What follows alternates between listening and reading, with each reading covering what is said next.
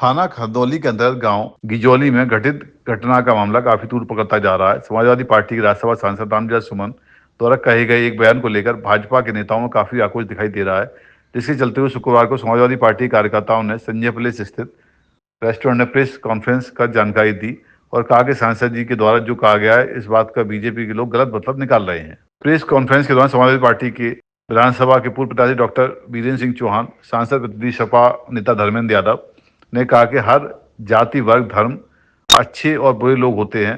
अपराधी की कोई जाति नहीं होती। कमजोर पर अत्याचार घृणित और विकृत मानसिकता प्रतीक है।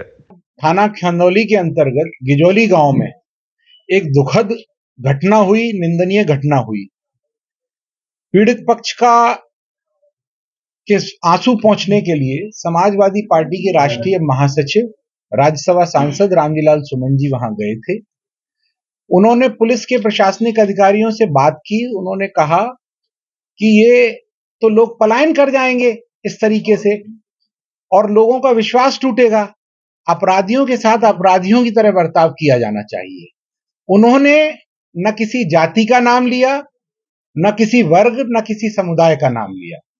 उसके बावजूद भी भारतीय जनता पार्टी से जुड़े लोगों ने, भारतीय जनता पार्टी के जनप्रतिनिधियों ने प्रकरण को तोड़ मरोड़ कर, उनके बयान को तोड़ मरोड़ कर पेश करने का काम किया। समाजवादी पार्टी के राष्ट्रीय महासचिव एवं राज्यसभा सांसद रामविलास सुमन ने बेली पहुंचकर वास्तविक स्थिति जानकारी प्राप्त करने के पश्चात पुलिस और प्रशासनिक अधिकारियों को फोन कर वार्ता के दौरान पेड़, वृक्ष व न्याय दिलाने की बात कही और इसके अलावा कोई ऐसा बयानबाजी नहीं की जिससे किसी को ठेस पहुंचे, जिसको भाजपा गलत दिशा में मोड़ रही है और जात पात की राजनीति कर रही है। जाट समुदाय से कागरौल गांव से जुड़ा हुआ हूँ और पिछले 50 सालों से जब सुमन जी ने पहला चुनाव लड़ा था तब से मेरा उनसे परिचय दिन प्रतिदिन बढ़ता ही गया, प्रगाढ़ होता गया।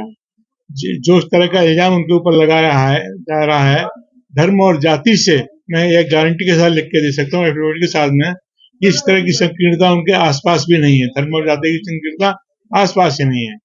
एग्जाम्पल के लिए मैं आपको बता दे रहा हूँ, जब मैं आगरा से चुनाव लड़ते थे, खेरागढ़, बाग, फतेहाबाद, एक तो उनको अपनी बिरादरी का बीएसपी वोट नहीं मिलता था, बाकी सभी जातियों को वोट मिलते थे। जाटों के, ठाकुरों के, इनके, उनके सभी के मिलते थे और वहां से बेई होके अपने व्यक्तिगत ताल्लुकात और व्यक्तिगत दम पे अपनी छवि की वजह से वो हमेशा विजयी रहे, आगरा से विजयी रहे। सर में एतमापुर विधानसभा के गांव गिजौली में दो समुदायों के बीच जो झगड़ा हुआ, विवाद हुआ,